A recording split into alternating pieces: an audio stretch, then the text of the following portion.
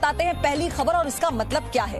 खबर यह है कि टिकटॉक सहित 59 चाइनीज ऐप को प्रतिबंध कर दिया गया है, उन पर प्रतिबंध लगा दिया गया है। टिकटॉक सहित 59 चाइनीज ऐप पर सरकार ने प्रतिबंध लगाया है, जिसका सीधा मतलब है चीन के आर्थिक अतिक्रमण पर डिजिटल एयर स्ट्राइक भारत की तरफ से।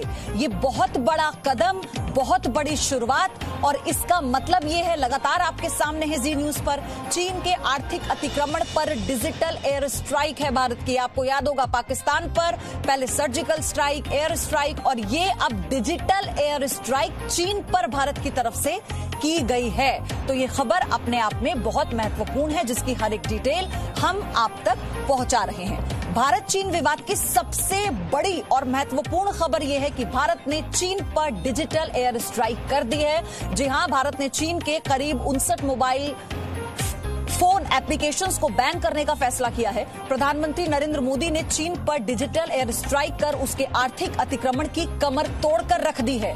पूरे देश में चाइनीज सामान का बहिष्कार हो रहा है। ये बड़ी खबर 3 तस्वीरों के साथ आप समझिए। हमने आपको बताया इसके मतलब क्या होंगे, क्योंकि अब डिजिटल एयर स्ट्राइक अगर भारत की तरफ से चीन पर की गई है तो इसका आर्थिक असर भी होगा। आप इसको ऐसे समझिए, क्योंकि लगातार भारत की तरफ से कहा गया कि चीन की आर्थिक घेराबंदी कर उसे मात दी जा सकती है। तो पीएम मोदी का प्रहार, और आज आप देखेंगे कि हमने तस्वीरें वो साझा की जब बाजार में भी बहिष्कार किया जा रहा है। लगातार जी न्यूज आप तक पहुंचा रहा है, और ये जी न्यूज की ही मुहिम थी जिसमें हमने कहा था कि अब चीन के सामान को बाय बाय करने का वक्त आ गया है, यानी हिंदी चीनी बाय बाय, और डिजिटल एयर स्ट्राइक से इसकी शुरुआत देश में हो चुकी है।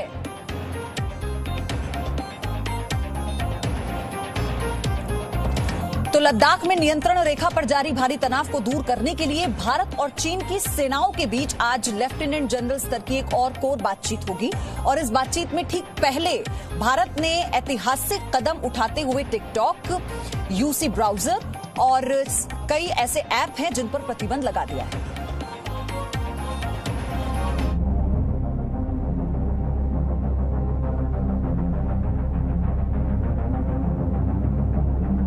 आपने सुधीर चौधरी जी ये सवाल उठाया है, तो मैं बड़ी बुलंदी से बता रहा हूं ऐसे प्लेटफॉर्म को कि भारत के बाजार का भी ध्यान रखें।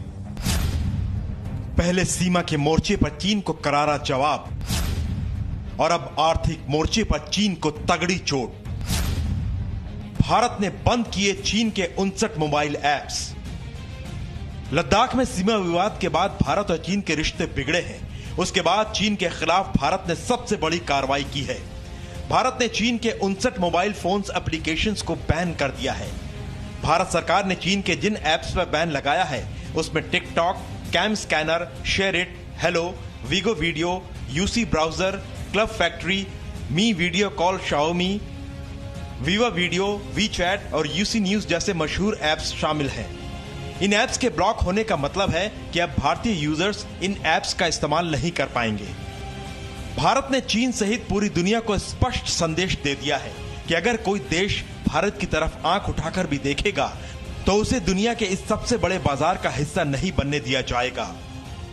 भारत मित्रता निभाना जानता है तो आंख में आंख डालकर देखना और उचित जवाब देना भी जानता है। चीन के 59 मोबाइल ऐप्स पर पाबंदी लगाने का मकसद सिर्फ चीन की हिमाकत का जवाब देना नहीं है, इसके पीछे एक बड़ी वजह भी है। भारत सरकार के सूचना प्रौद्योगिकी मंत्रालय के आधिकारिक बयान के मुताबिक उसे काफी शिकायतें मिली थी जिनमें कहा गया था कि इन ऐप्स का दुरुपयोग हो रहा है। ये ऐप्स यूजर्स के डेटा को चुराकर उन्हें भारत के बाहर स्थित सर्वर को अवैध तरीके से भेजते हैं। चीन के ये तमाम ऐप्स भारत की सुरक्षा और अखंडता के लिए खतरा बन चुके थे। ये कदम करोड़ों भारतीय मोबाइल और इंटरनेट यूजर्स के हितों की रक्षा करेगा। केंद्रीय संचार एवं सूचना प्रौद्योगिकी मंत्री रविशंकर प्रसाद ने भी ट्वीट कर कहा, भारत की सुरक्षा, रक्षा, संप्रभुता और अखंडता के लिए और भारत के लोगों के डेटा और गोपनीयता की रक्षा के लिए सरकार ने 59 मोबाइल ऐप्स पर प्रतिबंध लगा दिया है। जय हिंद। गलवान में शहीद हुए भारत के सैनिकों को सच्ची श्रद्धांजलि भी यही है कि हम अब जीवन के हर क्षेत्र में हिंदी चीनी बाय बाय कहना शुरू कर देंगे।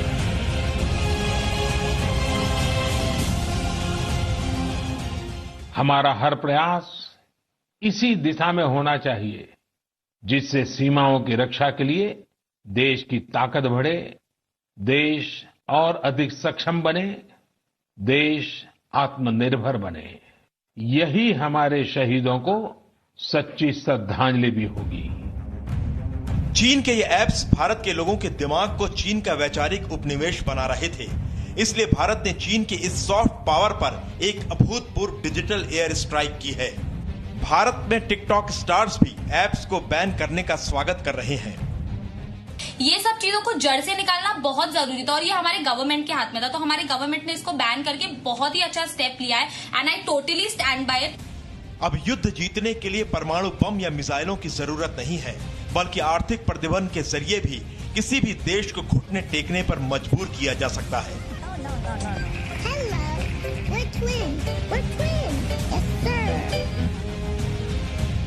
Bureau report, ji media. Presenting B News app, available on Google Play and App Store. Download it now.